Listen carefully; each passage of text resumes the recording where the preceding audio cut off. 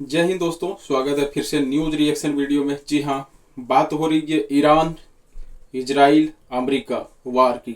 और 2-3 दिन से जो सबसे बड़ा न्यूज निकल के आ रहा है कि अमेरिका का 2 फाइटर जेट ईरान गया था बमबारी करने के लिए, जिसमें कि 2 पायलट भी सवार थे। लेकिन ईरान के मिसाइल ने दोनों फाइटर जेट को टैग किया और उड़ा दिया। लेकिन फाइटर जेट तो उड़ गए, लेकिन उसमें से दोनों पायलट, जी हाँ, पैराशूट की मदद से कूद गए। कूदने के बाद क्या हुआ कि दोनों पायलट ईरान में ही आ फंसे।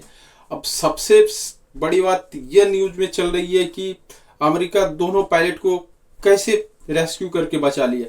जी हाँ, 2 में से तो एक पायलट 4 तारीख को ही अमेरिका रेस्क्यू करके निकाल के लेके चले गए। लेकिन एक पायलट जो है कि ईरान के किसी गांव में छुप गए थे, और वहां गांव में छुपने के बाद ईरान गवर्नमेंट और ईरान आर्मी को भी पता चल गया कि अमेरिका का पायलट ईरान में फंसे हुए। इस बात का काफी पूरे ईरान में हलचल हो गई, और ईरान सरकार से लेके जितने भी स्पोर्ट खिलाड़ी है, उन्होंने यदि इस पायलट को कोई भी व्यक्ति ईरान सरकार या ईरान आर्मी को सौंपता तो उसे काफी बहुत बड़ा रकम इनाम दिया जाता है।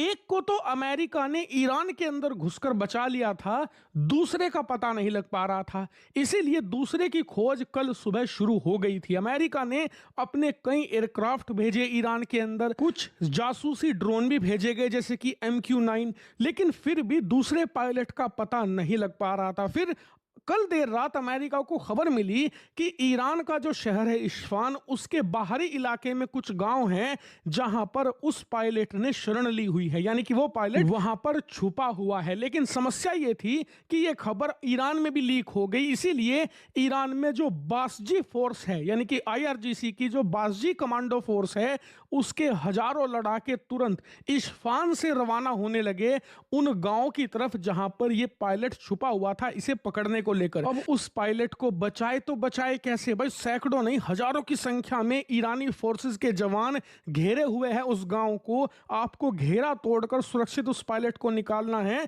कैसे निकाले? तो इसके लिए कमांडो मिशन लॉन्च किया गया।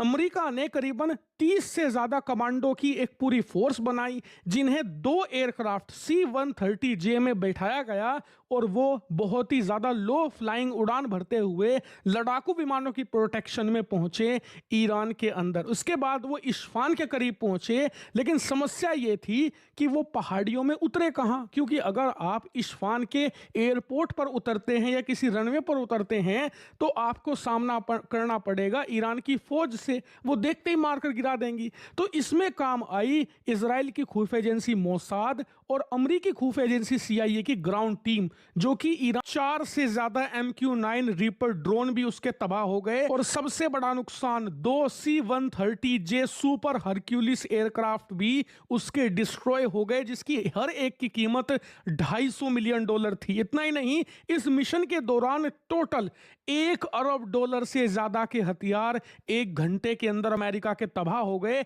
इन सब के बावजूद ये अमेरिका के लिए बहुत ज्यादा बड़ी सफलता लेकर आया है। और मैं ऐसा क्यों कह रहा हूं, आपको मैं इस मिशन की और इस कमांडो ऑपरेशन की एक एक विस्तार से डिटेल बताऊंगा, शुरू से लेकर आखिर तक हुआ क्या, तब आपको पता लगेगा। तो देखिए, इस कमांडो ऑपरेशन की शुरुआत कल सुबह हुई थी। जी हां, 36 घंटे पहले, जब अमेरिका का एक F-15 लड़ाकू विमान मारकर गिरा दिया ईरान ने, ईरान के अंदर ही, जिस वजह से 2 पायलट जो एयरक्राफ्ट से सक्सेसफुली पैराशूट की मदद से निकले, वो ईरान के अंदर लैंड हुए।